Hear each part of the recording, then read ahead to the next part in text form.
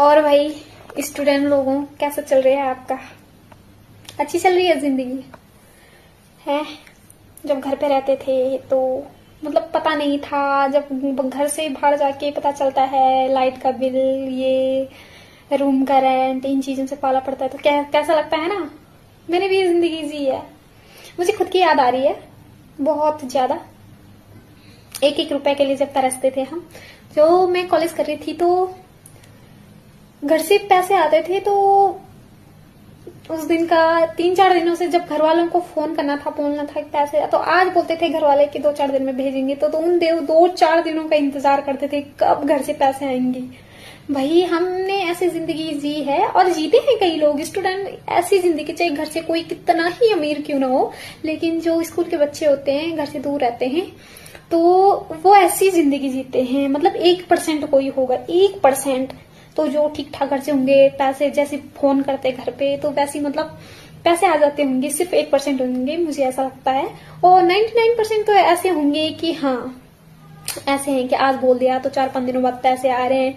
वो भी ऐसा है कि इतना पानी का बिल है, इतना रूम का रेंट है, इतना घर आने का किराया। तो जो मैं रहती थी तो मैं ऐसी 25-30 किलोमीटर दूर रहती थी घर से, तो 100 रुपए किराया लगता था हमारा।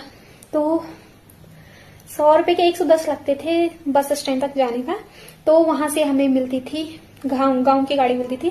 तो उन 100 रुपए में से वो ऐसे बचाए रखे होते, चाहे कितनी ही आफत क्यों ना हो, वो 100 रुपए खर्च नहीं करने, मतलब नहीं करने हैं, ठीक है। तो मेरे रूम से लेकर बस स्टैंड तक 10 रुपए किराया लगता था, तो पैदल जाना पड़ता था भाई। अगर 10 रुपए खर्च हो गए तो गांव के गाड़ी वाले 90 रुपए नहीं लेते थे कि हम 90 रुपए नहीं लेंगे भाई, हमें पूरे 100 रुपए चाहिए।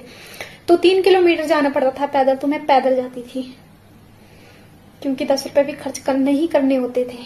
और 110 रुपए कई बार बचाए होते, चलो 110 रुपए बचा, वो 10 रुपए कभी मैगी आ जाती थी, कभी होता है कि हाँ बच्चे थे तो कभी किसी चीज में मन आ गया तो वहां पे 10 रुपए के मोमो मिलते, कभी मोमो ही खा लिए। तो 3 किलोमीटर में पैदल जाती थी जब गांव जाना होता था। तो ऐसे ऐसे दिन देख रखे हैं। मैगी और चावल, डेली मैगी और चावल चलते थे। कभी कभी 10 रुपए भी नहीं होते थे मैगी खाने के लिए, आज चाहे कितना भी है, ठीक है, पर वो दिन बहुत मतलब इतना मिस करते हैं। वो दिन बहुत अच्छे थे, चाहे जैसे भी थे बहुत अच्छे थे।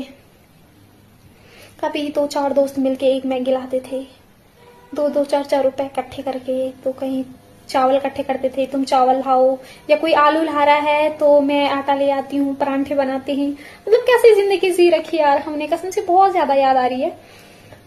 कसम से ये दिन कभी भूल नहीं पाएंगे।